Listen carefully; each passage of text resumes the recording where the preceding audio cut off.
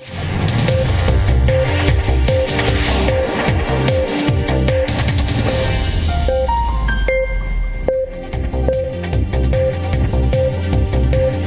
मैं हूं सुधीर चौधरी और डीएनए में आपका स्वागत है। आज हम आपको सेना के उस जवान के बारे में बताएंगे जिसे गैर जिम्मेदार रिपोर्टिंग ने मार डाला। जी हां, आपने बिल्कुल ठीक सुना है। सेना का एक जवान दुश्मन की गोली से नहीं बल्कि एक मीडिया हाउस की अनैतिक कवरेज से मारा गया। यह अनैतिक रिपोर्टिंग एक न्यूज पोर्टल ने की थी जिसने महाराष्ट्र के नासिक में एक स्टिंग ऑपरेशन किया। इस स्टिंग ऑपरेशन में दिखाया गया था कि कुछ जवान जो सेना के अफसरों के यहां सहायक के रूप में काम करते हैं, उनसे अफसरों के पर्सनल काम भी करवाए जाते हैं। लेकिन इस मामले में मसालेदार रिपोर्टिंग करने के चक्कर में पूरी की पूरी कवरेज का फोकस जवानों पर रखा गया, जबकि ऐसे मामले में पूरी गलती सेना के अफसरों की होती है, जवानों की नहीं। किसी ने इस बात का ध्यान नहीं रखा कि इस स्टिंग ऑपरेशन के बाद एक निर्दोष जवान पर किस तरह का दबाव होगा और इस दबाव में उसकी जान भी जा सकती है। अब सवाल यह है कि इस पूरे घटनाक्रम में जवानों की क्या गलती है और गैर जिम्मेदार रिपोर्टिंग की वजह से जिस जवान की मौत हुई, उसकी मौत की जिम्मेदारी अब कौन लेगा? आमतौर पर स्टिंग ऑपरेशन गैर कानूनी और अनैतिक कामों का खुलासा करने के लिए किए जाते हैं, लेकिन इस मामले में सेना के इन जवानों पर कोई आरोप नहीं थे।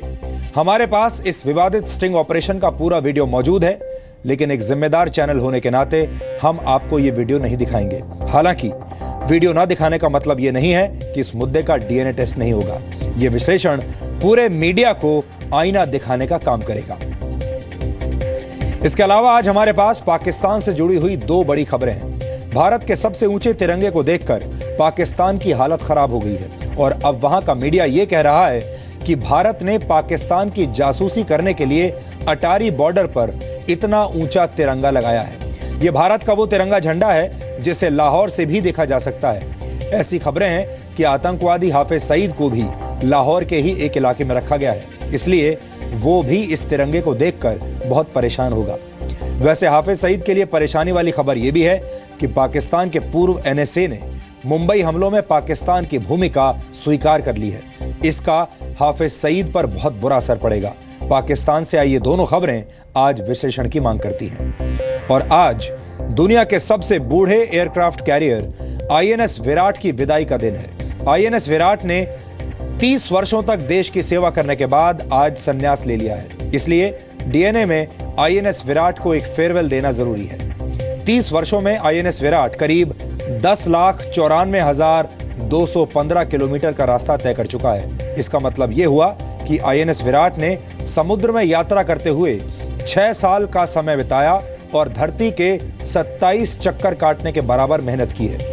आईएनएस विराट को आप कारगिल का शूरवीर भी कह सकते हैं, क्योंकि कारगिल युद्ध में लड़ाई सिर्फ तोलोलिंग और टाइगर हिल्स की चोटियों पर ही नहीं लड़ी गई थी, बल्कि इस युद्ध में अरब सागर का इलाका भी शामिल था। हमें लगता है कि देश में चुनावी खबरों के शोरगुल के बीच आज आईएनएस विराट को भी प्राथमिकता देनी चाहिए। ये एक ऐसा डीएनए टेस्ट होगा जिसे देखकर आपको गर्व का अनुभव होगा।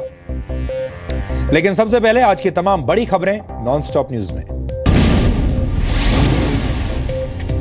8 मार्च को 7वें और आखिरी दौर में वाराणसी, गाजीपुर, चंदौली, मिर्जापुर, भदोही, सोनभद्र और जौनपुर की 40 सीटों पर वोटिंग होगी। आखिरी दौर में सबसे ज्यादा 24 उम्मीदवार वाराणसी कैंट सीट पर है। वहीं जौनपुर की कैराकत सीट पर सबसे कम 6 प्रत्याशियों में मुकाबला है। 8 मार्च को मणिपुर में भी दूसरे चरण में 5 जिलों की 22 सीटों पर वोट डाले जाएंगे। उत्तर प्रदेश समेत 5 राज्यों के चुनाव के नतीजे 11 मार्च को घोषित होंगे। गैंगरेप के मामले में आरोपी अखिलेश सरकार के मंत्री गायत्री प्रजापति जल्द गिरफ्तार हो सकते हैं या वो सरेंडर भी कर सकते हैं। सूत्रों के मुताबिक पुलिस ने गायत्री प्रजापति की लोकेशन का पता लगा लिया है। मामले में सह आरोपी सिपाही चंद्रपाल गिरफ्तार हो गया है। यूपी पुलिस में हेड कांस्टेबल चंद्रपाल ने बताया कि प्रजापति 27 फरवरी तक उनके साथ थे।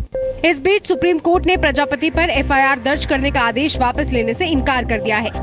एक दरखास्त थी जो आई थी, जो प्रजापति की तरफ साहब की तरफ से माननीय उच्चतम न्यायालय ने अपना पुराना ऑर्डर किया था एफआईआर दर्ज कराने का, उसको वापस ले लिया जाए, उसको बदल दिया जाए। मगर माननीय उच्चतम न्यायालय ने बहस सुनने के बाद उसमें कोई उनके पक्ष में ऑर्डर नहीं किया है।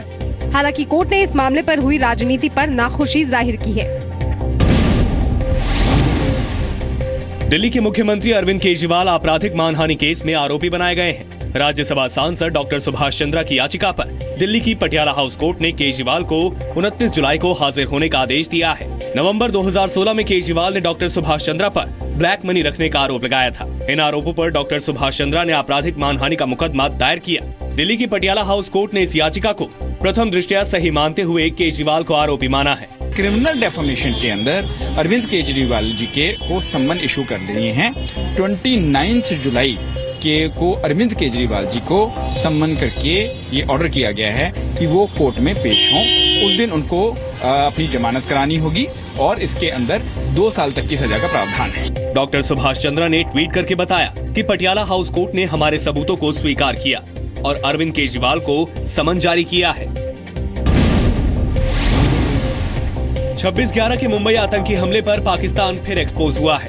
पाकिस्तान के पूर्व एनएसए महमूद दुर्रानी ने कबूल किया कि 26/11 का हमला पाकिस्तान के ही आतंकी संगठन ने किया था।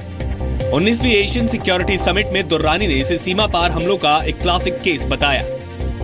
On 26 November 2008 is a classic trans-border terrorist event. I hate to admit this, but this is true. Pakistan के पूर्व एनएसए दुर्रानी समिट में हाफिज सईद पर भी बोले। उन्होंने कहा कि हाफिज किसी काम का नहीं है, पाकिस्तान को उस पर कार्रवाई करनी चाहिए। पाकिस्तान अब तक जो ढोंग कर रहा था वो ढोंग पूरा का पूरा खोल गया है। I can't comment on that, but India's stand is very well known. Durrani ने ही सबसे पहले सार्वजनिक तौर पर माना था कि कसाब पाकिस्तानी नागरिक था, जिसके बाद पाकिस्तान सरकार ने उन्हें एनएसए के पद से हटा दिया था। जम्मू कश्मीर के शोपियां जिले में आज स्थानीय लोगों ने एक बार फिर सेना के सर्च ऑपरेशन में बाधा डाली। पिंजूरा इलाके में आतंकियों के छिपे होने की खबर मिलने पर सुरक्षा बलों ने सर्च ऑपरेशन चलाया था, लेकिन स्थानीय लोगों ने पथराव शुरू कर दिया। प्रदर्शनकारियों को खदेड़ने के लिए आंसू गैस के गोले छोड़ने पड़े। पथराव के बीच सुरक्षा बलों का अभियान जारी रहा, लेकिन कोई आतंकी नहीं मिला, जिसके बाद सर्च ऑपरेशन बंद कर दिया गया। कल जम्मू कश्मीर के त्राल में हुई मुठभेड़ में 2 आतंकी मारे गए थे। इस मुठभेड़ में जम्मू कश्मीर पुलिस के जवान मंजूर अहमद शहीद हो गए थे।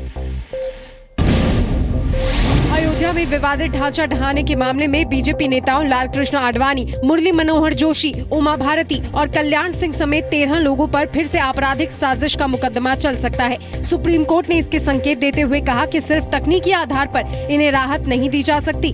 इस मामले में अंतिम सुनवाई 22 मार्च को होगी। सुप्रीम कोर्ट ने पूछा कि क्यों न रायबरेली और लखनऊ कोर्ट में चल रहे दोनों मामलों की सुनवाई एक ही जगह की जाए। इस पर सीबीआई ने कहा कि उसे एक साथ ट्रायल पर कोई ऐतराज नहीं है। लखनऊ की अदालत में विवादित ढांचा गिराने का केस चल रहा है, जबकि रायबरेली कोर्ट में भीड़ को उकसाने का मुकदमा चल रहा है। लखनऊ की अदालत साजिश की धारा हटाकर आडवाणी समेत सभी 13 नेताओं को राहत दे चुकी है।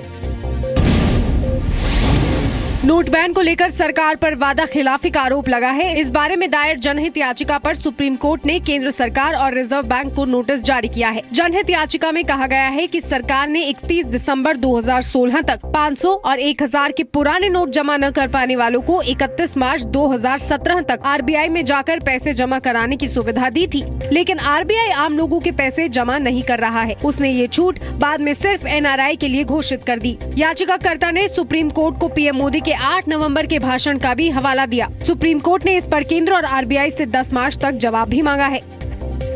मेरे जो पिटिशनर हैं सरला श्रीवास्तव, उनके पति का स्वर्गवास इसी फाइनेंशियल ईयर में हुआ और उन्होंने वो पैसा उनकी जानकारी में नहीं था। जनवरी के माह में देखा कि ये पैसा पड़ा हुआ है 1,79,000। इस पर प्रधानमंत्री को और वित्त मंत्री को पत्र भी लिखे गए, लेकिन उस पर कोई कार्रवाई नहीं हुई। तो यहाँ आज रिट लगाई गई कि प्रधानमंत्री के राष्ट्र के नाम के संदेश के हिसाब से ये पैसा 31 मार्च तक आरबीआई में जमा करने की इजाजत मिलनी चाहिए।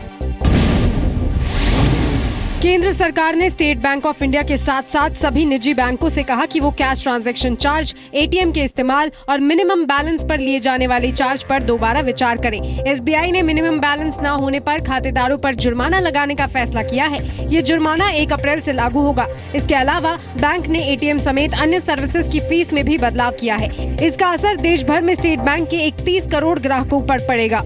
अब 6 मेट्रो शहरों में एसबीआई के खाता धारकों को अपने अकाउंट में कम से कम 5,000 रुपए रखना जरूरी होगा।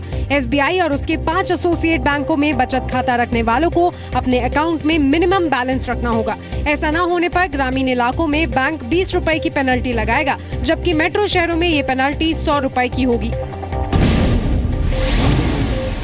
अब देश भर के एयरपोर्ट, मॉल और होटलों में पैक वाटर बोतल एक ही दाम में मिलेगी। सरकार ने इस बारे में पूरे देश में मनमाने तरीके से बोतल बंद पानी बेच रही कंपनियों से जवाब मांगा है। कंपनियों से पूछा गया है कि एक जैसे पानी की कीमत देश के सभी हिस्सों में अलग अलग क्यों है।